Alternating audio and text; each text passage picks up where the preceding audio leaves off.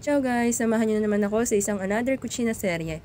At ito na nga't magluluto tayo ng paborito kong kinilaw na lamang loob ng baboy. Ay di yan nga't ako'y nagayat na ng aking bawang, sibuyas, luya, meron na ring labanos, at saka ang aking lamang loob, walang bituka, kaya ang ating gagamitin ay puso ng baboy at ang baga. Ay akin na nga ginayat at baka kayo makapagreklamo pa at lagi na lang kasama ang aking pagkagayat sa aking video.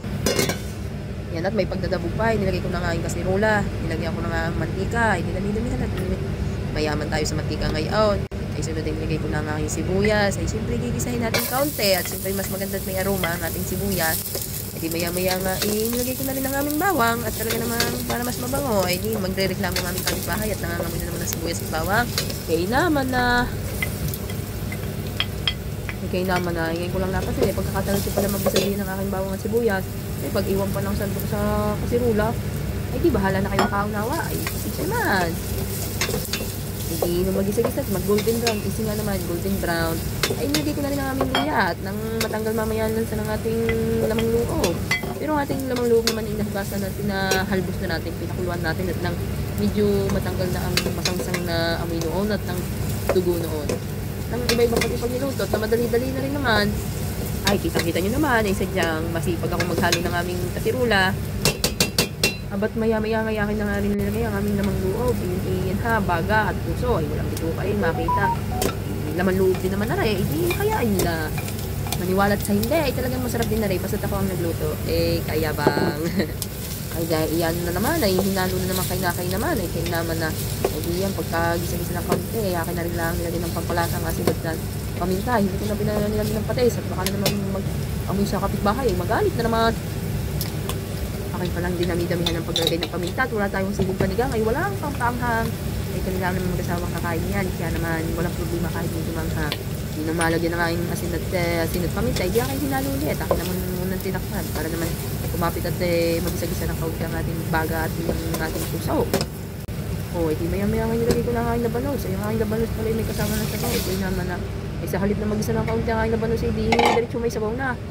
Hindi ko na nag-isa. Ay ang ginawa ko na lang ay dinagdagan ko na uli ng tubig. Na doon na alam namang tanggalin ko pang sabaw. Ay di ka.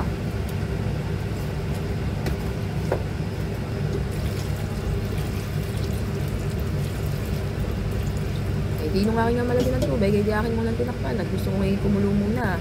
Nang makakulo-kulo naman, ay di maya-maya nga nilagyan ko na rin ng ginisa mix nang sumalap na at magkaroon pa ng mas magandang lasa ang ating niluluto. Nilagyan ko rin na ng suka at para naman ng mas maasin, may paboritong pa man din ang pagkakaasin niyan. Eh di ba papansin mo nga mas madami pa yung labanos kaysa sa lamang loob, ay hayaan nyo na, ay mas masarap yan, mas maasin, ay masarap ang labanos, masarap ang gulay, ay di gayon laang.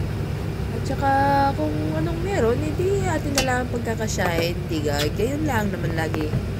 Hindi yan na nga, at sa katatansya ay dinagdagan ko uli ang aking suka, tapos dinagdagan ko na rin ng paminta. Ay hindi, nakontento ang inyong buntis. Ay di gayon lang, sadyang tansya lang naman tayo sa buhay, di nga. Alam mo naman itong maalam sa buhay, pasensya na kayo. Hindi tinakpan ko na nga uli, at antayin ko na lang lumambot ang gulay, tsaka yung sa mga magluluto diyan, ay kung mapapansin nyo yung aking gayat, ay parang kala mo pampansit. Hindi ko alam hindi ko tanda kung anong gayat yan. Basta kinakain ko, nakalimutan ko na lang sa Pilipinas pa nung huli akong kumain yan. Inyo na rin lang pagpapasensyahan. Basta ang mahalaga, hindi luto. Hindi ako nang tinikman. Ako'y tamang-tama na nasa. Hindi sadyang pakukuluan na lang natin konti at may bibig na kumain. Ay di iyan nga at nang makasilip ko ay iba'y tama na, pwedeng-pwede na. Kahit medyo may puti-puti pa yung labanos ay tama na at hindi naman masarap pag malamog ay di ginaya ko na ulit si Mami Grace dahil Grace din naman ang aking pangalan. Ay siya dito na lang. Ciao! Okay na to.